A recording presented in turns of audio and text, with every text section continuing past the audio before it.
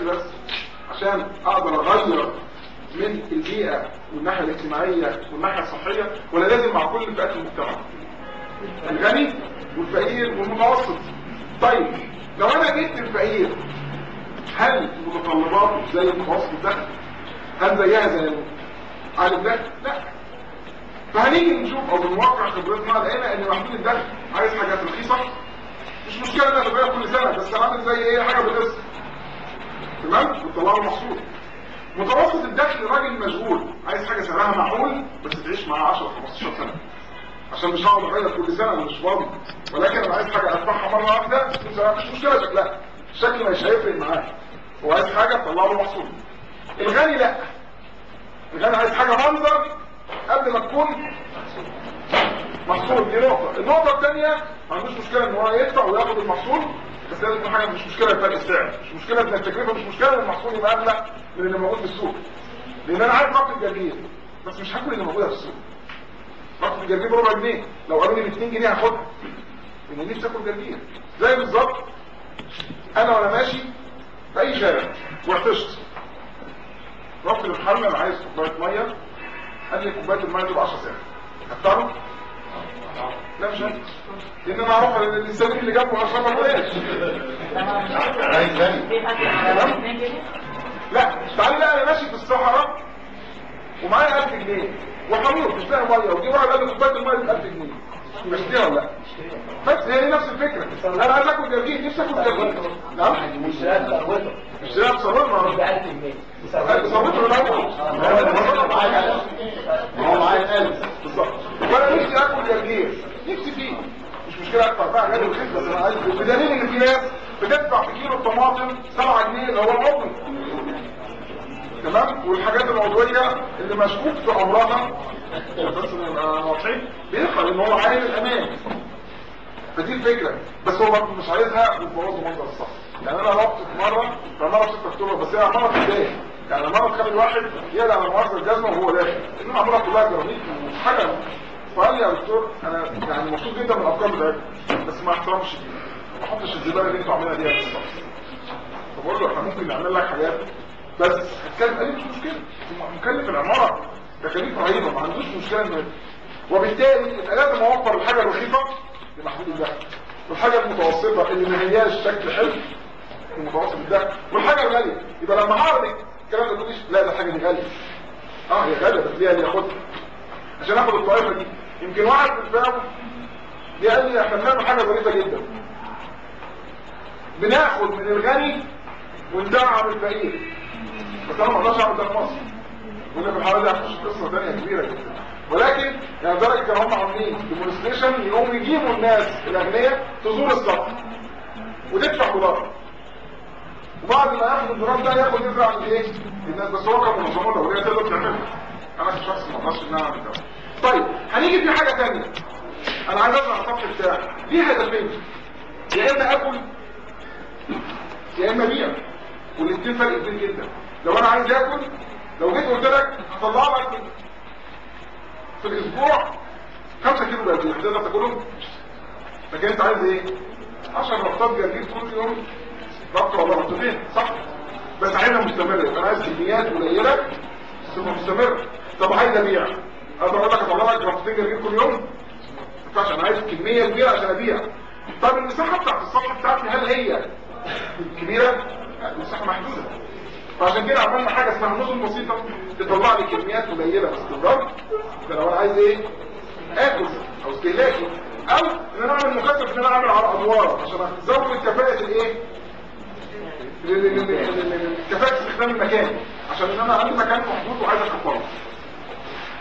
هنيجي نشوف بقى النظم البسيطه.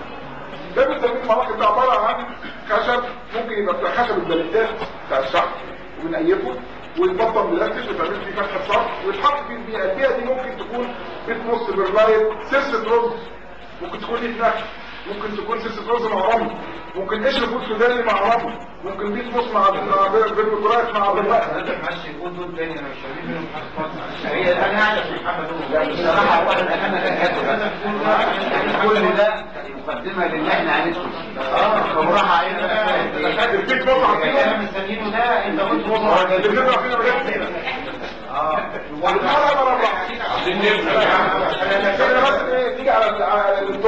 الجلوكوز دوت عباره عن بتيجي هي مستورده تمام، ولكن موجوده في السوق المصري انها بتستخدم في البطاطس يعني في شحن البطاطس والكلام ده كله، فموجوده وبتستخدم في نباتات الزيت تمام.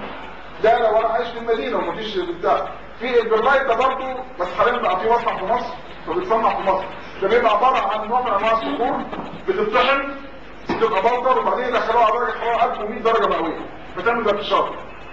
فتبص تلاقي عارفين الفوم اللي هو البوليسترين ده لما تفركه تمام هو بيبقى زيه بقى ايه لو هو مفروض بس بيبقى صخر يعني ما بيتهشش تمام، ويبقى فيه فتحات هواء عشان يديني يوفر لي الهواء مع الايه مع الميه مع تمام. في عندي قشر الفلوس الثاني اللي هو الشيل اللي من بره تمام، دي بس هو مش مملحه تمام، بتتجرش وتستخدم. سلسله الرز اللي هي قشره الرزايه الذهبيه دي عباره عن سيليكا تمام، مش قش الرز مش قش الرز، سلسله الرز بتاع التبييض يعني ما بنبيض تمام. دي سلسله ممكن تقعد دي لو خلطتها مع الرمل الليد بتاع النخل اللي مع الليد النخل تمام، كل دوت ممكن الناس تستخدمه. بس سلسله الرز بيبقى لينا بس المطلب فيها ان لازم احمصها قبل ما استخدمها، لان مش كلها بتبقى قشر بس، بيبقى فيها رز. اول ما احطها وياخد ميه ينبت وبقى زي حشيشه، فبقت مشكله ان انا اقعد انقيه. بس لما بتدخلها تحمصها بتقتل الجنين، فبالتالي بقى ايه بتبعد عن النقطه دي.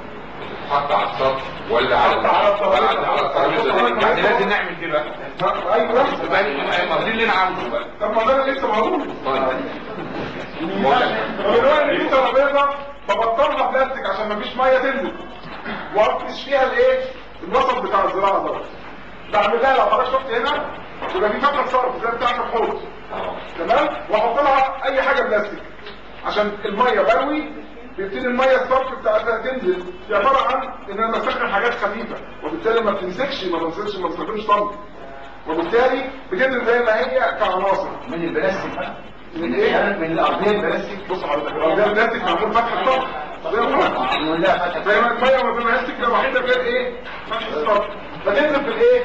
في العبوه البلاستيك. اول ما اخدها اول بيها تاني تمام لغايه ما تخلص اقوم مجهز محلول تاني واستخدمه وهكذا. يبقى في الحاله دي ما عنديش ميه تنزل على الارض لا تمام، وفي نفس الوقت الترابيزه دي تقيله لا بس. يبقى انا النقطتين اللي انا اتكلمت عليهم التقل والميه اللي بتنزل هوريكم نقطه ثانيه عشان مش هاجي بس اورينا نقطه ثانيه. طيب لو انا عندي بقى ترابيزات كتير وما عنديش وقت دي حضرتك ترابيزات ده طبعا تمام، انا هبقى الصبح كده هحط فيه الترابيزه ماشي تمام. هل مرتين في اليوم هقدر اطلع كل يوم مرتين عشان انوي ان الترابيزه ما هي صعب. بنروح جايبين خزان ممكن تكون بكتيريا تمام وتربه بتاع النافوره وحط رايه بالبريد يشتغل التايمر اوتوماتيك يروح ميه واجمع الميه بعد كده اللي هي بتطير واروح ارجعها للخزان تاني تمام. ده بالنسبه لو ايه لو طيب ده نظام تاني عملناه من البلاستيك سمك ملي. بلاستيك سمك ملي دوت معالج ضد الاشعه البنفسجيه عشان على السطح وفي شمس، يبقى عشان حاجه تقعد لازم ايه اللي بيفرق في السعر كتير قوي تمام. هو شيت بنعمله زي الاولاد ما بيعملوا الايه الحاجات الورق ديت وبنطبقه وبندبسه زي ما احنا شايفين هنا ده زي. طبعا لو انا حطيت فيه وسط الزراعه هيروح فاتح، فبندعمه ايه داير باطار خشب ده عشان نقلل من كميه الخشب لان احنا عندنا خشب غالي تمام. وبروح حاطط فيه البيئه وازرع سواء دي او ده، او ان انا اعملها ميه وازود فيه السماد واعوم عليه الفوم زي ما احنا شايفين اهو. وده جذر النبات. جذر النبات طبعا كل يوم بقلل الايه الميه عشان اعمل اختراق الاكسجين تمام. وزي ما احنا شايفين الخص بقدر اطلع حوالي 40 خصايه في 2 متر مربع بتبقى في شهرين بدل 3 اشهر اللي هو خص الكابوتشا. بيوصل وزن الراس حوالي كيلو، وطبعا مش هتلاقيه في السوق حجم الكيلو دوت لان طبعا بيبقى واخد الجزء الحاجه بتاعته.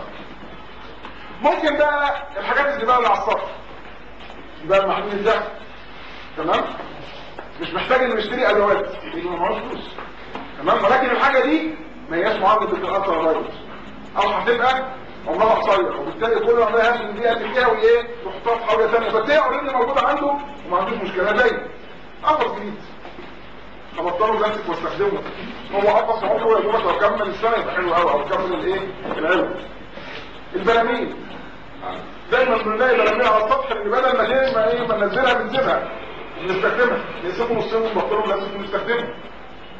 ودول نجارات المسحيه الغسيل مفيش اكتر منها في البيت المصري، محدش بيلمس بس تمام. الفلوس ده يوصل لغايه الساعه ولكن ما نلمهاش، نقدر نستخدمها. مش هتستحمل اكتر من سنه او سنتين، بس مش مشكله. ما انا اكون انا جبت بقى ايه مسحيه غسيل تاني واستخدمتها. حتى لو عندي شنطه قديمه، لو ازاز الميه المعدنيه او كوبايات اقدر استخدمها. وما تستقلوش من الكلام دوت، لان انا اقدر اعمل مساحات كبيره. كوبايه صغيره دي ممكن احط فيها شكل فراوله تجيب نص كيلو او 3/4 كيلو. شوف بقى انت لو فرشتها على السطح هتعمل قد ايه؟ تمام؟ حتى فرد الكاوتش اللي صار عمليه التخلص منها نهائيا، بروح قطع الجنب بتاعها وبطلها بلاستيك عشان ما يحصلش تفاعل مع النبات وابرحها زي ما انا عايز.